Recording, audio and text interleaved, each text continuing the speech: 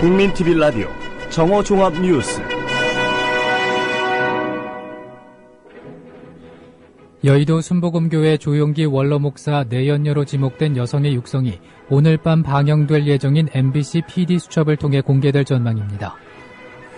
경찰이 장기화 국면에 접어들고 있는 철도 파업과 관련해 서울 용산역 인근 철도노조본부와 서울사무소에 대한 압수수색에 들어갔습니다. 국토교통부와 코레일이 지난 7월 진행한 철도 산업발전 워크숍에서 적자 노선 운영 포기에 대해 원론적 합의를 했던 사실이 드러났습니다. 적자 노선에 대한 민영화를 합의한 것이어서 파장이 예상됩니다. 민주당 장병환 정책위의장은 박근혜 정부가 4차 투자 활성화 정책에서 발표한 의료 민영화 시도는 국민 건강권 대포기 선언과 다름없다고 밝혔습니다. 이상은 이 시간 주요 뉴스입니다.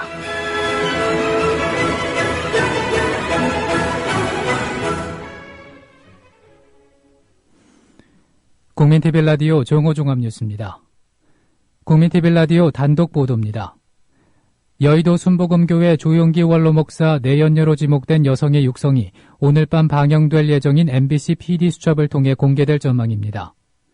여의도 순복음교회 장로들에 따르면 PD수첩은 최근 파리에서 나비 부인으로 알려졌고 조용기 목사 내연녀로 지목된 정모 여인의 육성을 제보자로부터 입수한 것으로 알려졌습니다.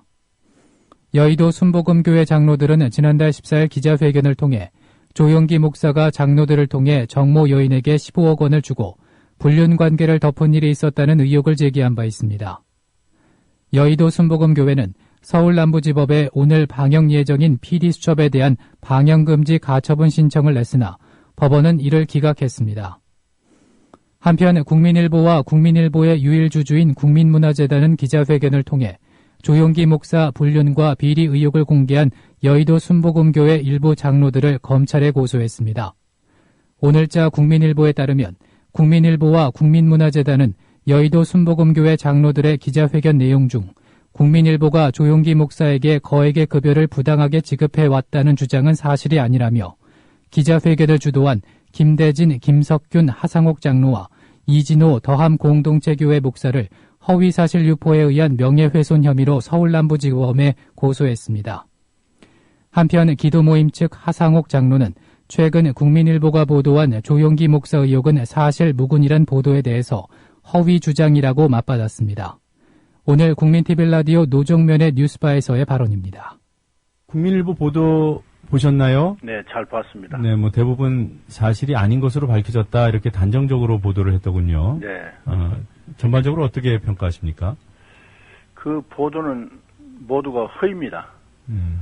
왜냐하면 네. 교회 진상위원회가 아직 중간 발표도 한 사실이 없고 네. 또 누가 그것을 가지고 나가서 국민일보와 이렇게 협의를 해가지고 신문을 냈는지 네. 아직도 밝혀지지 않고 있습니다. 지난 주일날 네. 그제 특별위원회를 이끌고 있는 강희수 원로 장로가 예. 아침 장로 전체 기도회에 나와서 네. 그것은 사실이 아니다. 중간 발표한 일도 없다. 네.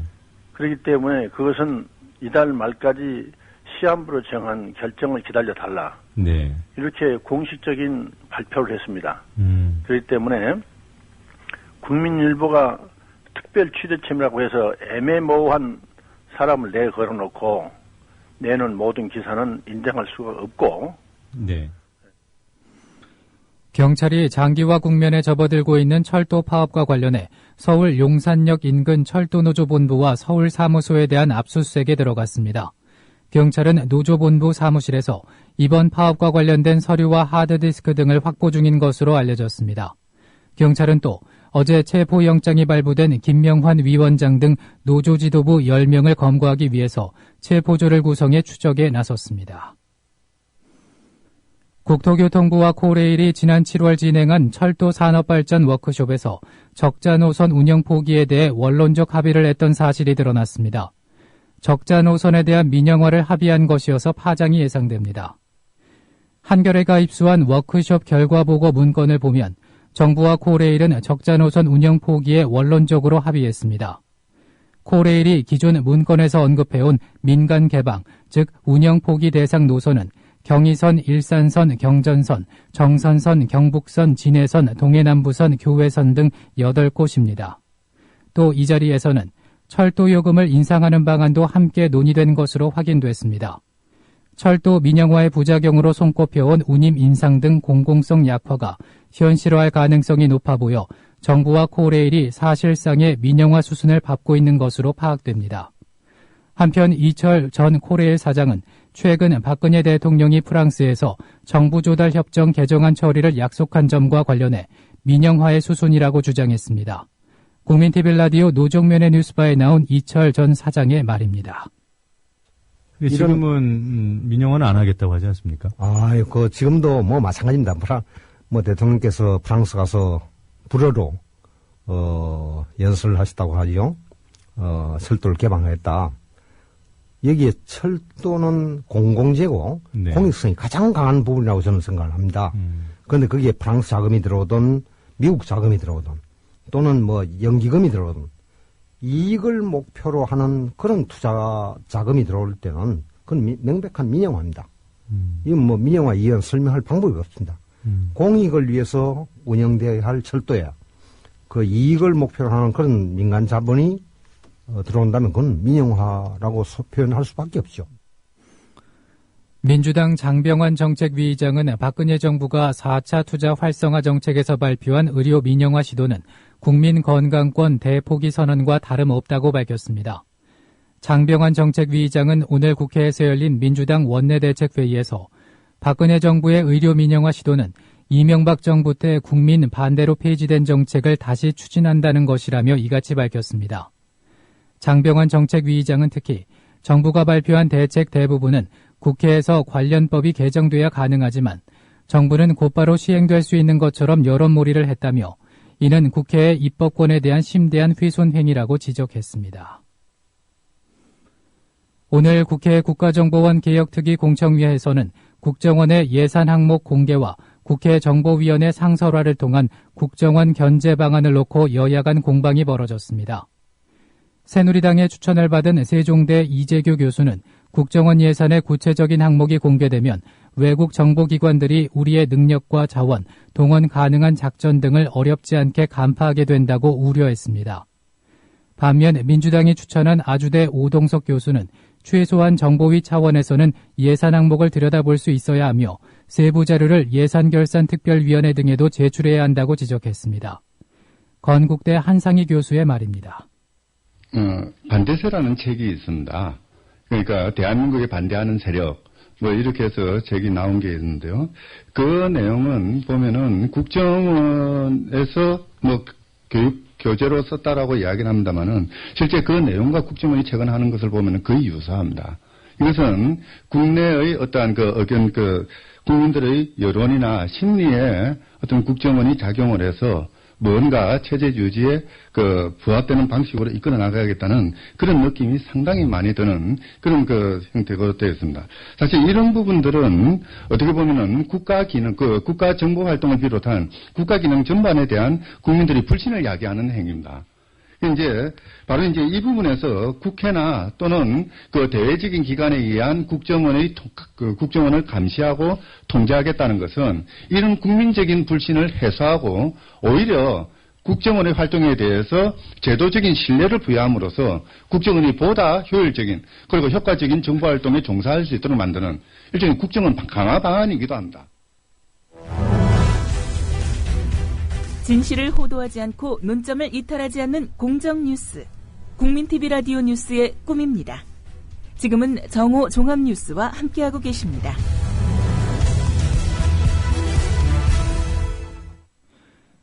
논평입니다. 국정원 개혁 장성택 핑계로 거역할 수 없다라는 제목으로 본방송 김용민 평성제작국장입니다. 국회 국정원 개혁특위 정세균 위원장은 오늘 국회에서 열린 특위 공청회에서 장성택 숙청을 국정원 개혁을 늦추는 핑계로 사용할 것이 아니라 특위의 중요성과 필요성을 다시 한번 일깨우는 반면 교사로 삼아야 할 것이라고 강조했습니다. 그도 그럴 것이 장성택 실각과 측근 처형을 공개한 국정원이 최근 이 사안을 개혁 회피의 명분으로 삼고 있기 때문입니다. 새누리당의 유기준 최고위원은 어제 북한 사태가 어느 때보다 급박한데 국정원의 대북 정보 기능을 약화시켜서는 안 된다고 말했습니다.